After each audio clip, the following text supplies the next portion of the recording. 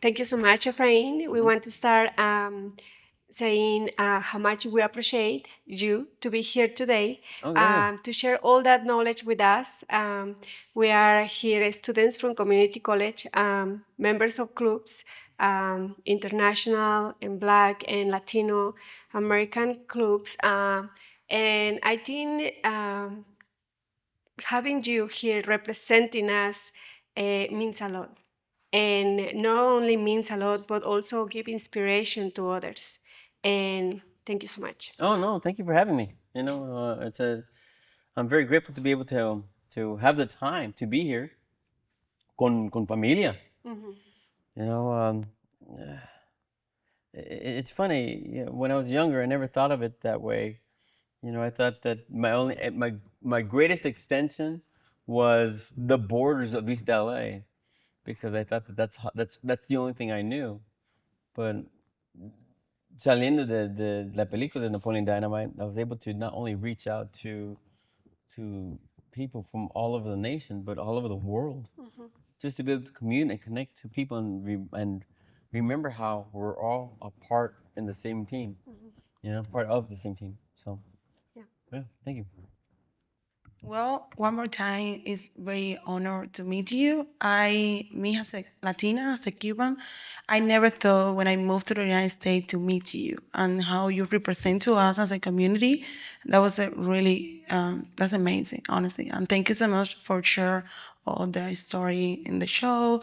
Honestly, we're learning a lot. Oh no, gracias a ustedes. If I could share like a portion of my life that could resemble some kind of relationship of what we're all trying to accomplish, um, to be able to share our stories and create our stories, um, and spread them to everyone around the world, and send a message of hope and leadership and love, and the human experience. I think we could accomplish something great. I was wondering with you talking about storytelling and how your story is represented, like as a Chicana woman, I struggle with my identity. And I was wondering if you've had struggles in your earlier Yeah, career. yeah. Where did you grow up? Um, here in Spokane, I'm moving to California, and I've been there for a while. Oh Mhm. wow, wow. Um, well, that's the thing. Like even in my speech, is that I talked about the culture shock, but it's a little bit different because, especially like in the '80s, you try to learn your parents' history and what they knew, And an example, con música, you learn about banda and cumbias and um and like with my primos, rock en español, and that's such a one world, right? The opposite was con mis hermanos, where we're learning about all English rock music. You learn about Guns N' Roses or Nirvana, and that's just a different culture. So you feel like you have to belong to one or the other. But being the next generation, we realize, oh, I can listen to it all. I can be a part of all of it. Why not listen to banda and reggaeton and hard rock and techno? Why not be able to get the opportunity to be able to express yourself in Spanish and or English, right?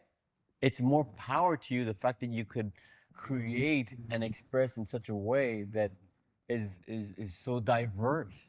It really is enhancing, and there's a lot of taste in that. Um, excuse me. When I was younger, it was so confusing because I felt like I had to belong in only one thing. But as people, we're not just one thing. We're so much more, And as an actor, like for instance, one of my schools, my teacher was teaching us Shakespeare. There's a moment when I told my professor, "Why am I learning Hamlet? ¿Por qué? One, I'm not from Denmark. Two, por favor, I'm never gonna play Hamlet." And she says, "Well, if you look at it that way, it's not going to support you. But to be able to play a lead character who is struggling to find his own identity in the struggles of the chaos and calamity that is brought forth by his family and the family dynamic, which is so meaningful, and to face those difficult challenges, that is an actor. And when you go up on stage, you may fail, but the more you do it, the better you get. I thought, oh, well, that's interesting. And she said, well, if you're able to do Hamlet on stage, then when you go to auditions, you could find the meaning with every character you play and live truthfully in that. I thought, oh, she does have a point. And so it became something else. A lot of my friend actors were playing homies all the time. Homie number one, homie number two, right? And I, because I looked so young and I had braces back then, right? I'm, I'm not gonna be considered so dangerous going friends, right, with braces. They're like, ah, este payaso, you know? So, but because in the years of studying and working on the craft, I was able to find some skills, per se, to really develop characters. Whether I'm playing a good guy, right, Hamlet, or I'm playing a villain, where you have empathy for who that character is. So, so now as an actor, when I play parts, right, there's so much more meaning, and there's a depth to it, you know. But not just in my work, in life as well. You could live and keep everything very shallow, or look deeper inside you and care about how much uh, uh, you can offer to the world. You know, I was just in England, and it's amazing that we were meeting professors from Scotland, from Ireland, who show the movie Napoleon Dynamite to their students. Uh, and I've never thought that making a movie like that a character like Pedro Sanchez would be relatable, where you feel like the oddball, you feel like you just don't fit in. But what's interesting about that movie is that in that friendship that he has with Napoleon, right, great things come about with not only Napoleon and Pedro, but every character in that movie. So for me, if I could be a part of a movie that can make a difference, right, on any genre, whether it's comedy or drama, romance, action, um, whether I'm alive or dead, right? It's it's the power of expression. You know, so don't allow yourself to be one thing. Be everything. Do it all.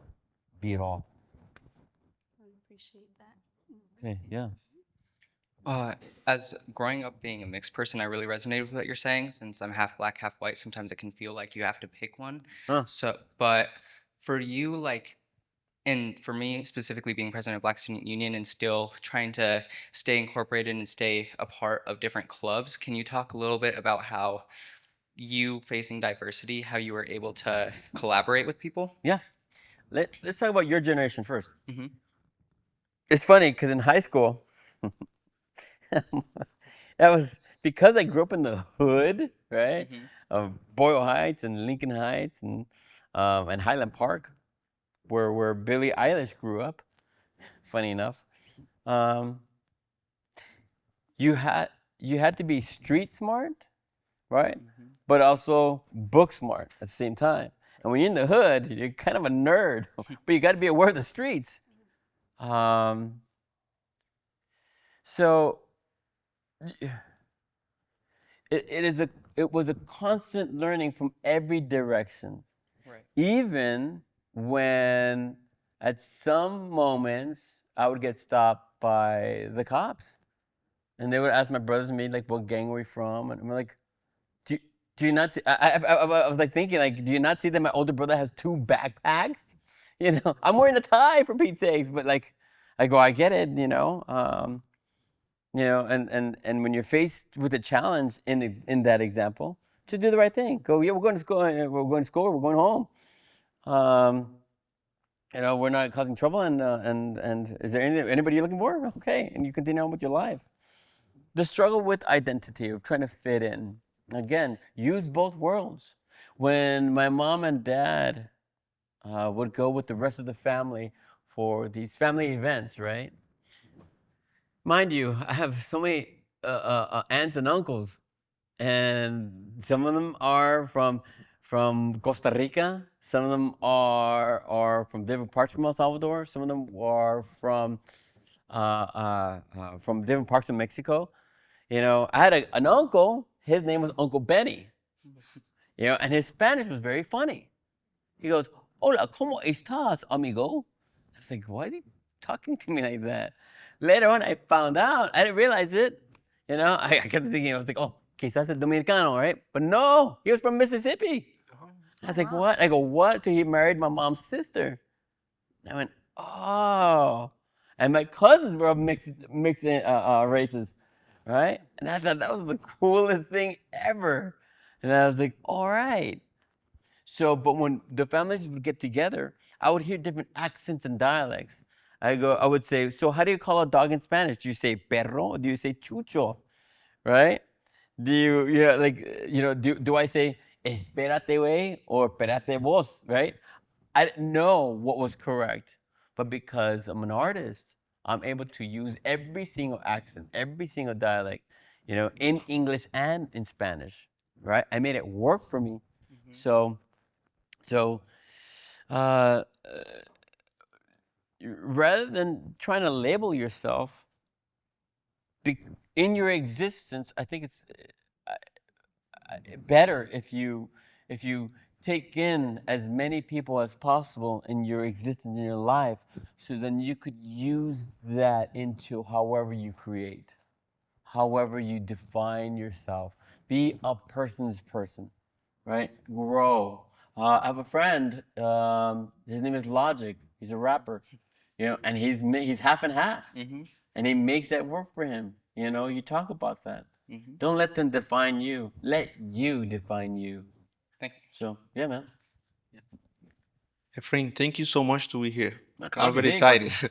Yeah, I'm from Cuba and I'm super excited to be next to you. Yeah. Yeah. Um, has estado conversando acerca de tu niñez y nos gustaría saber cuál es el mejor recuerdo que tienes.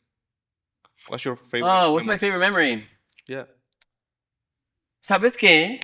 Um, there are many years that I lived in a neighborhood, a specific neighborhood called Lincoln Heights. It's right next to Chinatown, which is right next to downtown. It's like one of the first boroughs of East LA. Y en esa casa aunque mis padres estaban rentando, we used to have this giant avocado tree in the backyard. And con mis hermanos, we would destroy the house. Porque somos como casi lobos, ¿verdad? We're like kind of wolves in the house. And my mom would say, "Ya, por favor, hasta acá con ustedes." And she's like, "I am, you five boys, like up to here, I am done with you guys." Right? And in the house of madness, I would take my Hot Wheels and my mother's clips, right, where she would hang the clothes to dry outside, and my books, whether it's a Goosebump book or like a Choose Your Own Adventure book, and I would go to the backyard and I would create a whole city under the avocado tree, like stores and houses, neighborhoods, and then I put my Hot Wheels, and then I would climb up the tree and I would take my book from my back pocket and read. And then every once in a while I look down and take a look at the city that was created. And I would hear from my father, "Efraín, ¿a dónde estás? Este cabroncito." Like, "Efren, where are you at? You troublemaker." And I enjoy disappearing and just being able to get away with books. Since I was little, I've always been like that. Um, and that's been a very fun memory because even now, when I get a movie script about 120 pages, I'll there are certain places in Los Angeles that I go to, a quiet area, besides my house, um, where I'm able to disappear and live through these stories and find these characters that are rich in these stories, so that I could find their private life and private moments and share that when I'm in front of the camera lens. It's a wonderful, wonderful memory to have. Yeah. Thank you. Yeah, no, thank you for that question. And I have another question. That's the thing. I think it's great that you are able now to give advice to the young generation. Um, but how was with you? Like when you were in this age, did you have any mentor or Cuando tuve 20 años o como 13? in the beginning of your career? Oh, Mhm. gosh. Hmm. Hmm.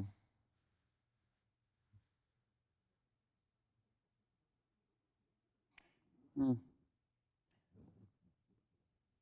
When I think about, to begin with, when I was in my teen years, they would film TV shows around my neighborhood. And then I would ask, like, how is it possible to be on a show? How do they do it? Right? Because when I see shows on TV, I would see it like a different world, un mundo tan diferente. And I went, oh, that's impossible. Until they brought the movie sets to my neighborhood. And I thought, oh, ¿puedo trabajar como extra quizás? Can I work as an extra? And I remember having to meet Andy Garcia and Tony Plana. And they were nice. And I was like, oh, wow. How do I do this? They want you to do theater. And I'm like, okay, what does that mean? So, uh, when I was in high school, I started to do plays. And a lot of the teachers talked about them working in the industry. And they said, if you want to get involved into acting, go to different acting schools. I thought, okay, well, which acting school do you go to? Which one's the right one? They go, the right one is the one you go to because you're going to learn something, right? And I thought, oh, okay. And so, even while I was going to college, I went to so many different acting schools, learning the technique of acting, learning what it's like to work on stage as opposed to working in films, working on commercials, working on TV shows. And the teachers that I was able to see really gave me great advice to continue, even especialmente when I would fail. Because there are moments when I just got lost. I felt like I couldn't do it, or I didn't understand the character, or it was the circumstances were so much and I couldn't understand it, and I struggled with it. I struggled with memorizing lines, um, and I felt like I couldn't connect. Pero I started to. I remember this. Estoy trabajando en un comercial. I was working on a commercial in downtown Los Angeles that was supposed to look like New York, okay? El director se llama Gore Verbinski. Now, Gore Verbinski was a director he did The Ring, a horror movie, but he also did Pirates of the Caribbean. Right? He did all those movies, right? But before that, he told me, he goes, hey, Efren. I go, ¿qué pasó? Yeah, not in Spanish. ¿Qué pasó, cabrón? ¿Qué onda? So, yeah, he goes, one day we're going to be doing movies. I go, yeah, right. I never thought of it. But just by him saying that, opened a door in my mind, like, wait a minute, So maybe important. it is possible. And then I started to work on small films. I started to get bigger parts in the theater. And then there was a moment when I was working on a movie for HBO, and I did, and where Paul Rodriguez was my dad, and I was working with Paul Rodriguez, CCH Pounder, and Cliff Robertson. And CCH Pounder, Cliff Robertson, and Paul Rodriguez gave me great advice about acting. And Paul Rodriguez said, hey, Edward James Olmos is filming a few blocks. I know you're a big fan of his work. Do you want to go talk to him? I go, the Godfather, Latino Godfather of movies? Of course. Right? So I go see him, and he's like, ¿Qué pasó? I'm like, Mr. Almost, Eddie. I go, okay, Eddie, how do I, how do I do this? He goes, are you doing theater? Yes. Are you working in movies? Right now I am. I'm supposed to be on set, but right now I snuck away so I could talk to you. He goes, okay. Well, stay in school. I keep studying. Anything else? No. I go, okay. So I did that, and I looked up to him because of all the work that he has done. But even all these great actors were giving me advice. But the only way the advice was to come was by me asking these questions. Mhm. Haciendo esas preguntas. Because if you don't ask, then how will you ever know, right? If you don't go after it, then how will it ever happen, right? That's it. How do you create something that hasn't happened yet, right? Mhm. No one has seen it from your point of view. That was that. And so I started to work more as an actor. And then there was a moment when I met, as they call him, Uncle Benny, right? Benicio del Toro, Mhm. him, and even Jimmy Smits. I was auditioning for a TV show, and I went to Fox Studios, and I met Jimmy Smits. And Jimmy Smits, I go, I'm auditioning for this part. I don't know what I'm doing with my with my braces and everything. A big nerd, yeah. And I go, what do I do? He goes, ¿Cómo te llamas? Efrain. Come here, Efrain. Come here. Took me to the table, knocked on the door. He goes, I go, uh-huh. He goes, knock on every door. Are you going to school? Are you studying acting? I go, yeah. He goes, are you writing? No. Do that. I go, oh, what do I write? He goes, that's up to you. I go, oh, okay. Pues Simón, cabrón. So it became something else. What And did you write? uh, I started to write monologues. Mhm. I started to write poems. And I didn't know where it was going to take me. I started to put events together. I put events together with my friends. I started to create short films. I started to sit with with my friends and say, "Hey, we could create something," and it became something more. Mhm. You know, I started to put events in Los Angeles, and I started to work more as an artist. Um, it just so happens that I ended up getting Napoleon Dynamite. And when I did that film, not not only was I working in a movie, but I was working in a movie with a director who was only 22 years old at the time. He was 22 years old. His wife was pregnant. She was like about 23 years old, and they're college students trying to make a movie together. And I thought, wow, it is possible. Everyone has been kind of giving me that light and say, hey, you belong here. Hey, you can do this too. Hey, what are you contributing? Tell your stories. So throughout the years, for 20 years, being able to not only work in movies or plays or TV shows, but to be able to go to different high schools and colleges and talk to students who say, that silly idea that you have, that's exactly where it starts. I go, oh, okay. So even to this day, whether I'm talking to my teachers or other really remarkable actors, we all go through the same thing, which is the big voice of doubt, or feeling like you're not enough, or thinking that your idea is gonna be horrible. No, your idea is good. It's how you're gonna it's how you're gonna deliver it. You know, how you're going to explore that idea to the fullest. Because when it's ready, then it's ready. You're not announcing to everyone that you're gonna do an idea. You're gonna show what you did. And it's up to them to take it however they want. So So before I pass the mic, you were mentioning about that you were asking to different actors um, for advice. What is one advice that you remember that was most remarkable for you, or that pushes you to the next level? ah, hmm.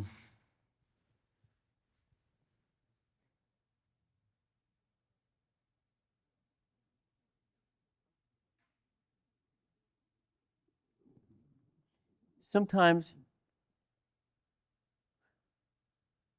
in any field you do,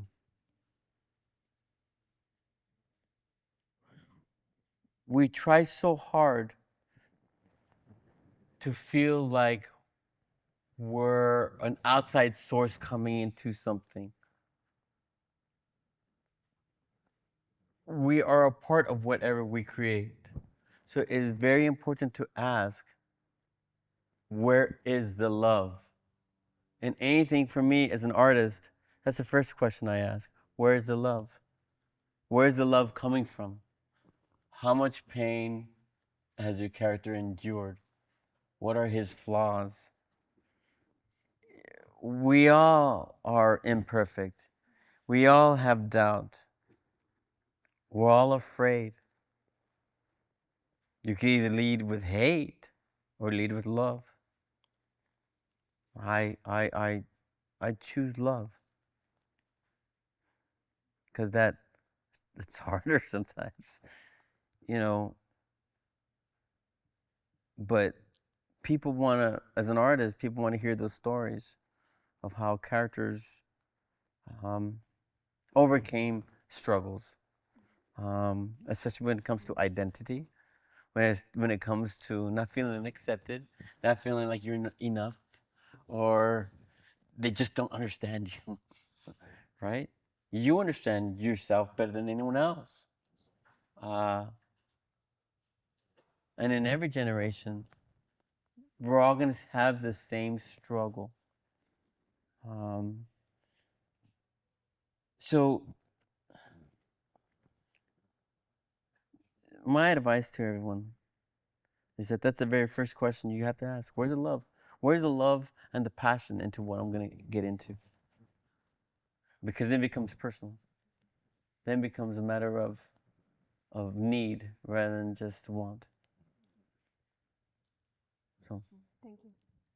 So we have students as a person, we have dreams. And then we want to satisfy our parents as well because we have been working, we have seen working hard our parents. So my question would be, I'm going like a little bit back. How does your parents feel when you got it, when they see you, like uh, how they feel it? So do you feel satisfied? well, it was difficult in the beginning because my father would sometimes take me to auditions, and he would see how hard it was to go to the audition, and then he'd go, "Mijo, pues, how did it go?" I'm like, "It went great." Even the car was not quiet. Yeah, because he knows that it didn't go great.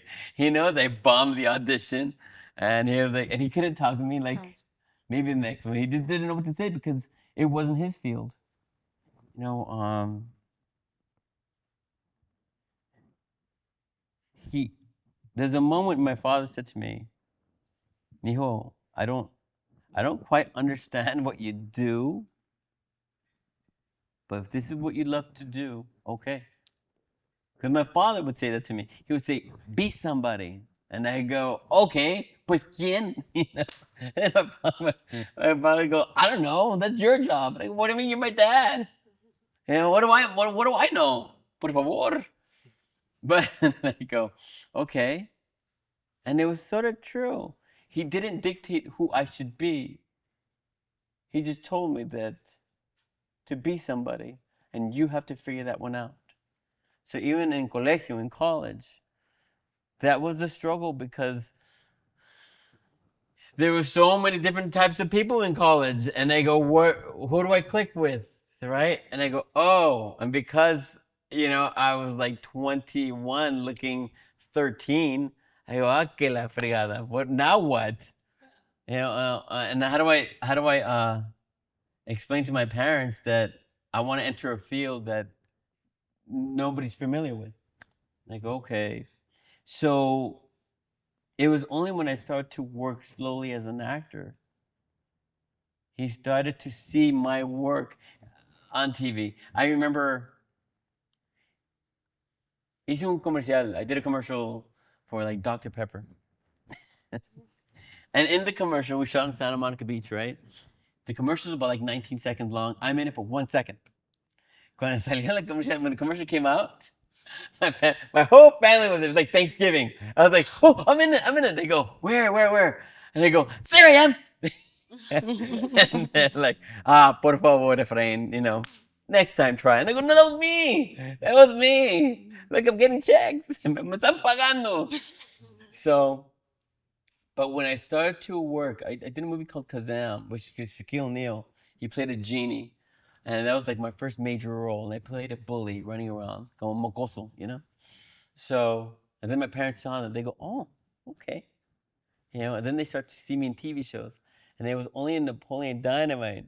They saw me and I remember, I, I remember the studios were screening the movie and they go, invite your family. So we brought my family over to watch the movie, right? Then we saw the movie. When the movie was over, my parents were both calladito. They were just quiet. And they're like, when it wasn't he great? They go, sure. Then my father goes, is there something wrong with Pedro? I go, no, no. He's just confused and lost. Un poquito perdido. But that's okay. And I go, that's who that character was. And so my father said, okay, what does this mean? Like, well, we'll find out. Then I bought their house and then I bought my house. And then I started to work more as an actor. And then I played all these different characters. My mom was like going, mijo, you're not going to lose your own identity, right? And I go, no, no, no. My identity keeps growing, mom. Yeah, so I yeah. I really love to hear how you speak about your parents, about your family. So that's why I remember you mentioned before, like your dad say, just listen to your heart, and this is what you did, and that phrase means a lot. Oh, So yeah, yeah, thanks. really, Yeah, I like when you talk about your family, right? So how you keep the balance between your family and job? Oh, well, that's very important. I in between working in movies and everything else I do, I I talk to students, especially acting schools, and I say it's a very fine balance between the art, which is your job work, and then your life. But one cannot live without the other, right? That's just it. With my family, my immediate family, I got my brothers. We may agree on certain things. There's certain things that we don't agree on, but they have every right to live their lives the way they do, right? They see me on TV or they see me in movies, and they go, "Yeah, that's our brother." If I go out with my brothers, everywhere we go, I get mobbed, and my brother's like, "Ooh, este payaso, por favor," because we can't. It's not normal anymore, right? Um, there was a moment when it was like a Christmas holiday, and so we got together, and then my family goes, con mis primos, mis tías y tíos, they're like, "Oh look, here's Efren Ramirez. All right, you're the actor. Act, do something for us." And I'm like, "Ah, que la fregada." I go, "Okay." I go, "Here's the man walking away." But all my brothers are pursuing their own dreams, right? Uh, one of my brothers, Eddie, again, he's got 2 degrees from USC. He's so book smart. Julio is, like science engineer. My twin brother sort of gets into acting, pero también he's got his own pursuing dreams. I just became the actor, and we kind of understand our direction as we live our unique individual lives. You know, um, at some point you grow up. So the question is, what kind of adult do you want to be? And when you're in your 30s and your 40s, right? In your 50s and your 60s, who are you? You are defined by all the work that you've done. You are defined by how much you've given to people. So create, create, create, and give back to the community because they need your voices. So, yeah. Thank you so much. Yeah, sure. Claro. We really appreciate you to be here and to have this chat with us. And I want to ending up this by pronunciate a word that what that means for me, like you being here today, which is inspiration. Do you want to say something? Yeah. Well, I just want you to say one phrase that you would say to the younger friend. Like okay. you as adults, Uh-huh. just tell me something. We would like to hear like a phrase, word that you would like to say your teenager when you Oh, was a well, teenager. what I like to say to the younger Yeah. crowd, Yes. to you guys, don't stop. And when it feels impossible, that means you're doing it right. Because it's gonna feel impossible. It's gonna feel como si no ni lo puedes hacer. Right? It's gonna feel like your voice doesn't matter. It's gonna feel like your cultura doesn't matter. When it's your cultura that defines everything and adds fire to what you're creating. Don't forget it. I don't. Love it. Yeah. Thank you so much. Thank you so much. Yeah. Thank you.